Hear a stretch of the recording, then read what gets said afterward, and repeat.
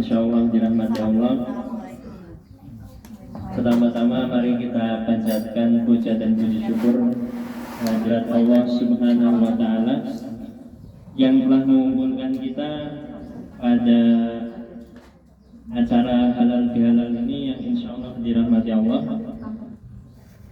Lalu yang kedua, tak lupa juga sholawat serta salam semoga tetap tercurah kepada sang uswatun hasanah kita Nabiullah Muhammad sallallahu alaihi wasallam.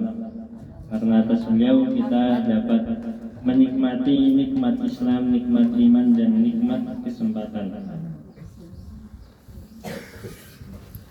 Bapak Ibu yang dirahmati Allah, sebelum memulai saya mempunyai kisah yang cukup menarik, yaitu pada saat itu terdapat pemuda yang kehilangan arah, hatinya sempit, hidupnya susah, dan kehidupannya sangat tidak enak. Lalu dia pun bertemu kepada seorang alim. Seorang alim itu pun bertanya, apakah engkau sholat? Maka dia menjawab, ya aku sholat. Lalu seorang alim itu bertanya kembali, apakah engkau bersedekah? Lalu dia menjawab, ya aku bersedekah juga. Lalu seorang alim itu bertanya kembali, apakah engkau menyambung silaturahmi pada keluargamu? Lalu pemuda itu pun terdiam. Bisa jadi ketika hidup kita sempit, hati kita tidak nyaman, itu karena kita memutus tali silaturahim terhadap keluarga kita.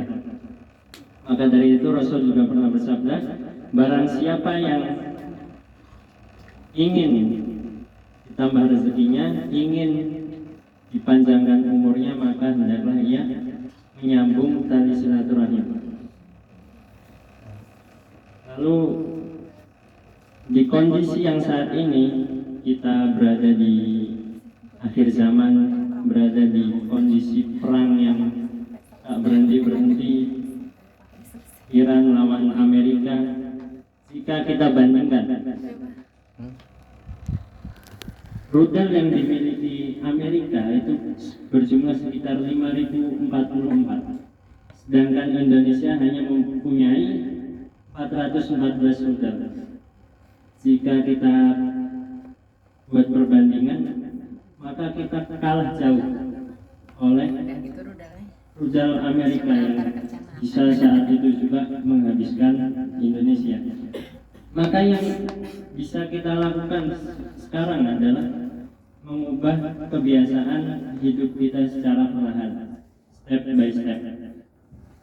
Maka kebiasaan buruk itu sifatnya autokatalis, atau bisa kita bilang kebiasaan buruk itu mengumpan diri kita untuk melakukan kebiasaan buruk yang lainnya. Contohnya ketika misal ibu-ibu malas masak, lalu ketika malas masak, ibu-ibu itu tidur pagi misalkan.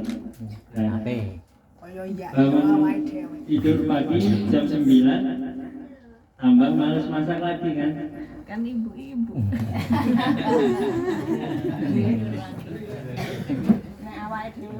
Kan misal.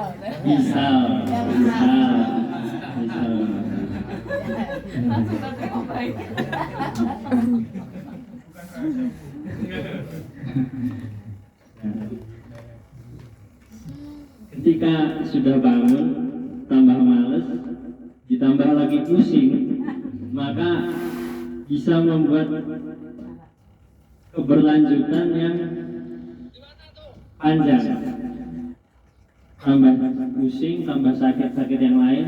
Nah, maka dari itu juga ada satu contoh dari seorang terapis dia berasal dari Austin, Texas.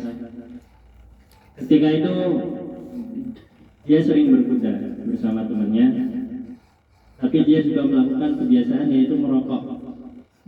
Lalu suatu hari kemudian dia mencoba untuk berhenti dari rokoknya. Ketika sudah berhenti merokok, dia juga berhenti melakukan kegiatan berkuda. Setelah bertahun-tahun kemudian dia mencoba untuk berkuda kembali, tapi rasa ingin merokoknya muncul kembali juga. Nah, maka